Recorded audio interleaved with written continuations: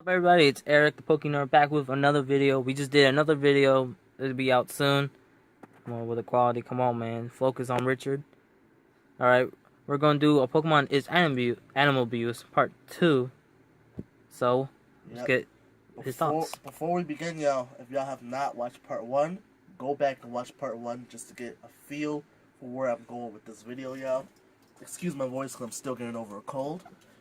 So, the thing is, in the last video, I talked about if Pokemon is animal abuse, and I gave a pretty short answer.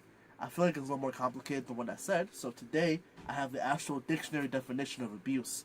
And we're going to see if Pokemon follows or can fall under one of these definitions. So, for abuse, the verb abuse, and the first definition is to use something to a bad effect or for a bad purpose, misuse. Now, looking at the Pokemon world, when a Pokemon trainer catches a Pokemon, do they misuse them? Do they mistreat them? Outside of, evil organizations like Team Rocket and Team Magma, or just really, really douchey trainers, like, the average trainer, do they really misuse them? Because, they take them to Pokemon centers, they heal, they feed them, they care for them, they do train them, but not to the point where they're having serious damage most of the time. So, they don't really misuse them for a bad effect. And in the end, like I said in my previous part, Pokemon fight, just like animals fight. Like Pokemon fight in the Pokemon world without a trainer being involved. They fight for dominance, territory, and they fight for a bunch of other things. And honestly, what Pokemon battles do, it takes down the intensity of these fights, and it makes it where the Pokemon survive. Because I'm pretty sure that in the Pokemon Wild Kingdom, if you will, that they die when they fight. It's not just they faint and go to a Pokemon Center, they die. So the fact that we are taking that aggression that they have, that animalistic instinct, and transferring it into something a little less fatal, that's not abuse, So, is it other than the first definition? I say no. Pokemon is not abuse as per that definition. Now, the second definition is to treat a person or animal with cruelty or violence, especially regularly or repeatedly. Now, the argument people will say is that, Pokemon battles, because in Pokemon battles they're fighting each other, and it happens literally every single day. Every time you lock onto eye contact with the trainer, all of a sudden it's a battle. Let's fight.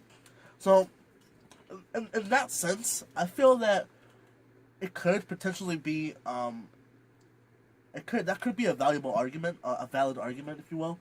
Because in the end, you do fight regularly with the Pokemon. You have the Pokemon fight each other, and like I said, it's a lot less fatal. There's a lot less fatalities in a Pokemon battle as opposed to in the wild. So, in the end, we're not doing anything that they don't already do, and so I don't know if that would be really considered abuse as per this kind of negative definition. Because this definition is definitely negative. Abuse is a bad thing, and oftentimes we see that the Pokemon they want to fight. They want to. It's a way to channel their inner animal instincts. For example, Sigmund Freud, he said that society has perverted our own natural instincts, our instincts to kill, to have sex with everything, and all this stuff.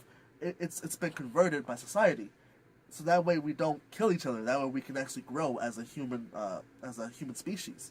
So the same thing can be said for this, because we're taking their animal instincts to kill each other for dominance and for territory and for mating, and we're turning into Pokemon battles, which is way less violent than what they already naturally do. So if you look at it in that sense, it isn't really abuse. However, if you do look at it as every single Pokemon battle you have is an act of violence, then I guess you could argue that. So it's depending on how you look at it. But I definitely say that it is a valid argument to say that it could potentially be looked at as abuse.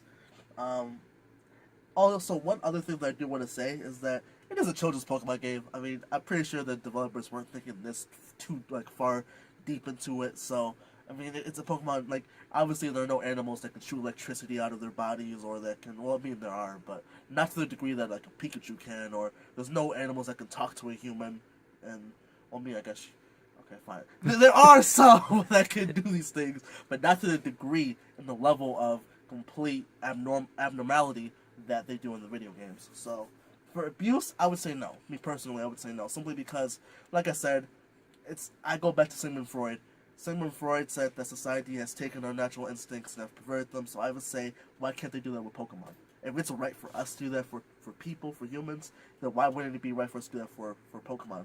You know, we already do that for animals. We do that for dogs and cats and other animals we domesticate, so why wouldn't we do that for them? So, and as far as the violence goes, like I said in my previous part, if you step into a grass, a Pokemon will attack you. It doesn't matter if you're a trainer or not. There have been multiple instances where a Pokemon attacks a non-trainer, like a Pokemon Emerald. And Pokemon Emerald are the other counterparts that go with it. I forgot their name, but Pokemon Emerald. Oh yeah, Ruby and Sapphire. The professor, he gets attacked by a Zigzagoon multiple times because after you beat the game, and different Pokemon. Like, yeah, and after the game, he gets attacked by numerous Pokemon. So I mean, it's. You know what I'm saying? It reminds me of, I don't know if y'all know Lil Dicky, but Lil Dicky is a rapper, and his latest song, Pillow Talk, or his music video, Pillow Talk, he says that, you know, if you go in the wild and you try to make friends with the wolf's gonna eat you alive, and that's just true. So, in the end, you know, there's definitely multiple ways to look at it, but I think there's enough evidence, and I've said enough evidence in this video to firmly say that Pokemon isn't really animal abuse, it's more so perverting their natural instincts into something a little less dangerous, a little less dangerous than how it would be in the wild. However, I think that you're asking the wrong question. I think a better question than if Pokemon is animal abuse is Pokemon slavery. Alright, yeah, so the definition of a slave is a person who is the legal property of another and is forced to obey them.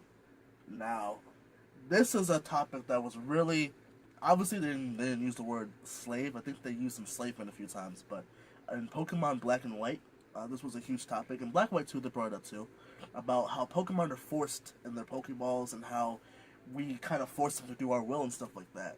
And, you know, that's slavery. It's when, you know, we own them and we're telling them what to do and we're indoctrinating them with our ideals and what we want them to do. And that is, to an extent, very true. Not always, because there are a lot of instances where a Pokemon chooses a trainer.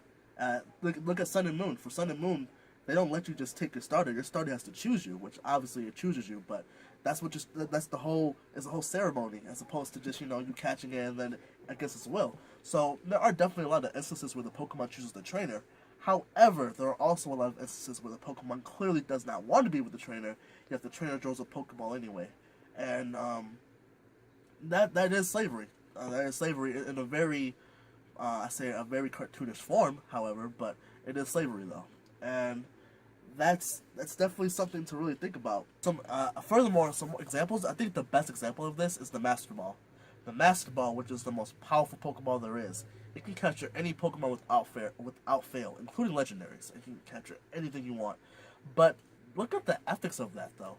Being able to capture any Pokemon, regardless if it wants to be captured or not.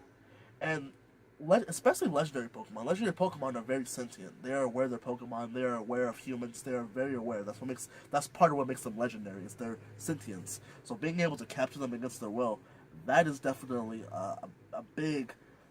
It's a very controversial and big thing, because being able to just capture any Pokemon without it choosing you and against its will, it takes the sort of cartoonish slavery to a whole other level if you really put some thought into it. But yeah, so that is my my video, my synopsis to my last Pokemon abuse video. So this is my current opinion, my current thoughts. If you disagree, if you agree, or whatever, leave your thoughts below in the comments below. Make sure you subscribe to Eric the Poke Nerd, because he releases videos like literally every week. They're dope videos, so make sure you check that out. Check me out at Strange World, Just Richard TV, y'all. And yeah, I'm out. Peace.